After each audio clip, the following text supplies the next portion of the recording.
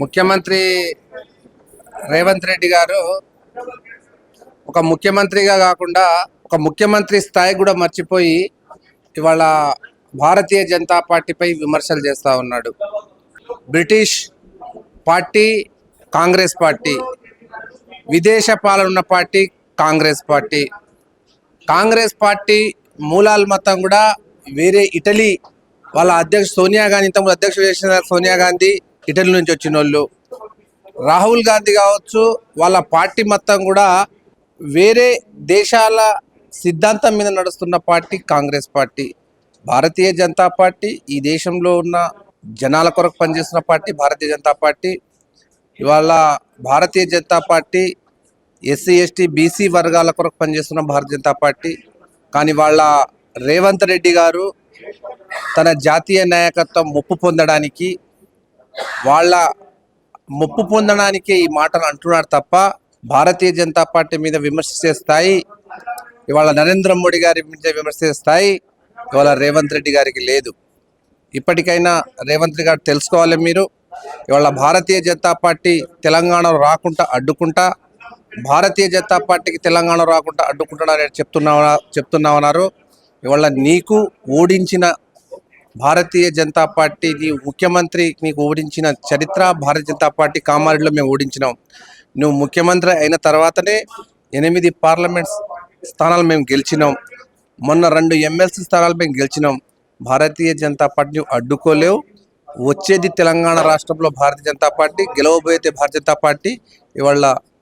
ఇవాళ రేవంత్ రెడ్డి గారు ఇవాళ పిచ్చి బట్టి మాట్లాడుతూ ఉన్నాడు. రేవంత్ రెడ్డి గారు ఇవాళ పిచ్చి బట్టి లేక ఇవాళ ఇష్టం వచ్చినట్టు మాట్లాడుతున్నా. ఇప్పటికైనా తన వ్యాఖ్యలు వెనక్కి తీసుకోవాలి, వెంటనే క్షమాపణ చెప్పాలని నేను డిమాండ్ చేస్తూ ఉన్నాను. బ్రిటిషర్లను తరిమినట్టే వీళ్ళని కూడా తరిమేయాలి. రాహుల్ గాంధీది గాంధీ ఆలోచన, మోడీది గాడ్సే ఆలోచన అని చెప్పి మాట్లాడుతున్నారు. భారతీయ జనతా పార్టీ తరమేయడం ఎవరి తరం కాదు. ఇవాళ ప్రపంచంలో అత్యధికంగా మెంబర్షిప్ ఉన్న పార్టీ భారతీయ జనతా పార్టీ. ఇప్పటికే కాంగ్రెస్ పార్టీకి తరిమేసిర్రు, బంగాళాఖాతంలో కలిపేసిర్రు కాంగ్రెస్ పార్టీ. కాంగ్రెస్ పార్టీ నామరూపాలు లేకుండా ఈ దేశంలో ఇవాళ ప్రజలు నిర్ణయించారు కూడా. భారతదేశంలో అత్యధిక రాష్ట్రాల్లో అధికారంలో ఉన్న పార్టీ భారతీయ జనతా పార్టీ. ఇవాళ కాంగ్రెస్ పార్టీ ఎన్ని రాష్ట్రాల అధికారం ఉంది? 3 రాష్ట్రాలనే. ఆ 3 రాష్ట్రాల్లో కూడా కాంగ్రెస్ పార్టీ ఓడిపోతుంది. ఇవాళ కర్ణాటక కావచ్చు, హిమాచల్ ప్రదేశ్ కావచ్చు, ఇంకో రాష్ట్రంలో ఉన్న పార్టీ. ఇవాళ ఈ 3 రాష్ట్రాల్లో కూడా కాంగ్రెస్ పార్టీ నెక్స్ట్ జరిగే ఎలక్షన్స్లో ఓడిపోతుంది.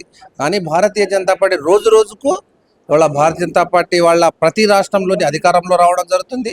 ప్రతి రాష్ట్రంలో ఓటు బ్యాంకు మెరుగుపరుచుకుంటుంది.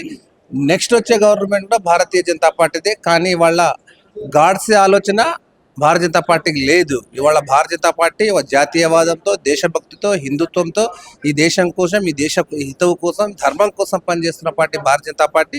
రేవంత్ రెడ్డి అన్నంత మాత్రాన భారతీయ జనతా పార్టీ గాడ్సే పార్టీ కాదు. ఇవాళ వాళ్ళ పార్టీ ఇటలీ పార్టీ, వాళ్ళ పార్టీ వాళ్ళ పార్టీ వేరే ఇవాళ వాళ్ళ పార్టీ కాంగ్రెస్ పార్టీ అయినా అది వేరే దేశం నుంచి పుట్టిన పార్టీ.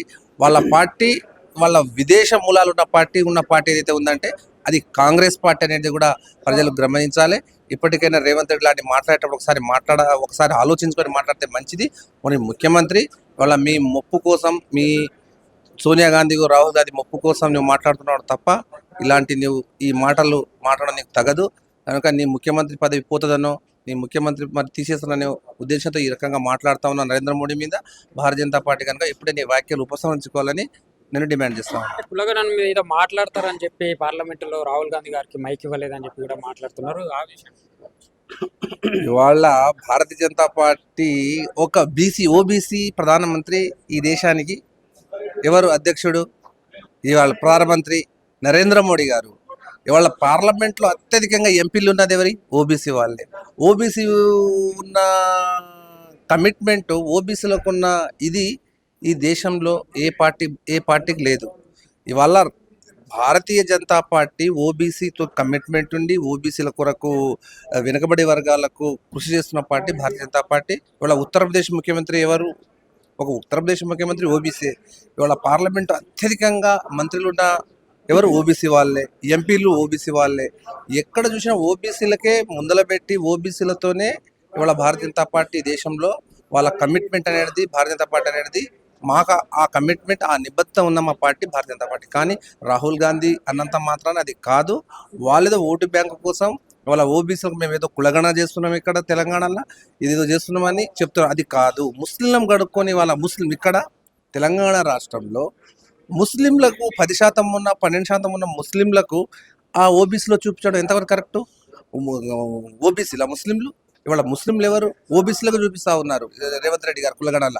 అదంతా కూడా కులగణ కూడా ఇవాళ మొత్తం కూడా తప్పుదోవ పట్టించే విధంగా, ఇవాళ రాజ్యాంగాన్ని తప్పుదోవ పట్టించే విధంగా, ప్రజలకు తప్పుదోవ పట్టించే విధంగా, ఈ దేశానికి తప్పుదోవ పట్టించే విధంగా ఢిల్లీలో దీక్షలు చేయడం, ఇవన్నీ కూడా ఇవాళ ఓబీసీల మీద ఆ కమిట్మెంట్ లేదు. భారతీయ జనతా పార్టీకి ఆ కమిట్మెంట్ ఉంది. ఈ దేశానికి పరిపాలిస్తున్నది నరేంద్ర మోడీ. ఓబీసీ దీనికన్నా కమిట్మెంట్ ఇంకేముంటుంది? ఒక ప్రధానమంత్రి ఈ దేశానికి పరిపాలిస్తుండు, ఓబీసీ వ్యక్తి. అలాంటి వ్యక్తి మా పార్టీ ఒక ఓబీసీకి ప్రధానమంత్రి చేసి ఒక అట్టడుగు ఒక ఒక వ్యక్తికి వాళ్ళ ప్రధానమంత్రి చేసి ఉన్న పార్టీ భారతీయ జనతా పార్టీ. మా కమిట్మెంట్కి శంకించాల్సిన అవసరం లేదు. వాళ్ళది కుటుంబ పార్టీ. ప్రధానమంత్రి ఎవరు కావాలన్నా, అధ్యక్షుడు ఎవరు కావాలన్నా వాళ్ళ కుటుంబ పరివార పార్టీ కాంగ్రెస్ పార్టీ. కనుక ప్రజలు గమనిస్తున్నారు. వాళ్ళు విమర్శలు చేసినంత మాత్రాన మాకేమి కాదు. కనుక మా కమిట్మెంట్కి ఎవరికి శంకించాల్సిన అవసరం లేదు. అంటే తెలంగాణలో బీజేపీని రానియమని చెప్పి రేవంత్ రెడ్డి గారు మాట్లాడుతున్నారు. రేవంత్ రెడ్డి మాటలకు ధీటుగా కౌంటర్ కూడా బండి సంజయ్ గారు ఇచ్చిండ్రు. కాంగ్రెస్ పార్టీ కరోనా కట్టే డేంజర్ అని చెప్పి బండి సంజయ్ గారు కూడా మాట్లాడారు. వాస్తవే, బండి సంజయ్ గారు మాట్లాడింది మాట వాస్తవమే. కరోనా కన్నా danger party Congress party. Congress party ఎవరైనా మైనార్టీలకు బుజ్జగించే పార్టీ. ఇవాళ కాంగ్రెస్ పార్టీ ముస్లింలకు బుజ్జగించే పార్టీ. ఇలా వక్స్ బోర్డు బిల్లు తెస్తే ఇవాళ ఏ రకంగా చేస్తారో, ఏ రకంగా ఈరోజు నరేంద్ర మోడీ గారు పేద వర్గాలకు, ముస్లింలకు వాళ్ళకు వక్స్ బోర్డు వల్ల ఉపయోగం ఉంటుందని ఈరోజు వక్స్ బోర్డు బిల్లు పార్లమెంట్లో ఆమోదిస్తే ఇవాళ కాంగ్రెస్ పార్టీ దానికి వ్యతిరేకిస్తుంది.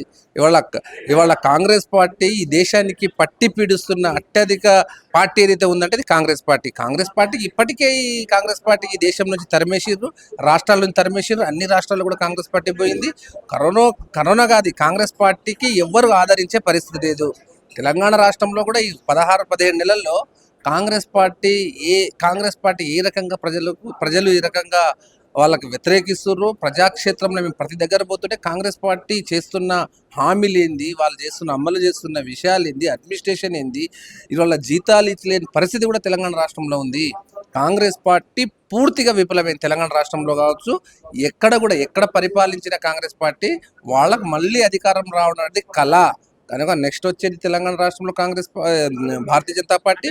ఈ దేశంలో అది తప్పండి. కాంగ్రెస్ పార్టీ మొదటి నుంచి కూడా ఇప్పుడు అది ముస్లింల సంతుగ్లీకరణ పేరు మీద కాంగ్రెస్ పార్టీ మొదటి నుంచి కూడా రాజకీయం చేస్తూ ఉన్నది.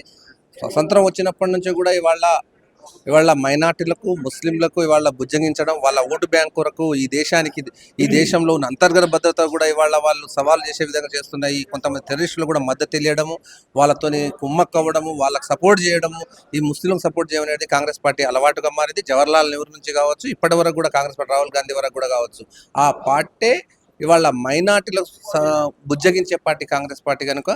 కనుక ఈ కాంగ్రెస్ పార్టీ అందరూ కూడా ప్రజలు గమనిస్తూ ఉన్నారు. కనుక వక్స్ బోర్డు మళ్ళీ ఆమోదించడం కావచ్చు, ఏ విషయంలో కూడా భారతీయ జనతా పార్టీ ఈ దేశం కోసం, ఈ ధర్మం కోసం చేస్తూ వాళ్ళ చట్టాలు చేస్తున్న పార్టీ భారతీయ జనతా పార్టీ. భారతీయ జనతా పార్టీకి శంకించాల్సిన అవసరం లేదు.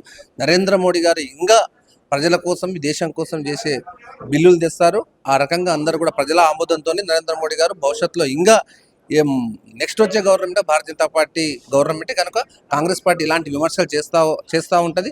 దీనికి ఎవరు కూడా పట్టించుకోవాల్సిన అవసరం లేదు. కాంగ్రెస్ పార్టీ ఎప్పుడు కూడా భారతదేశ ప్రజలతో లేదు.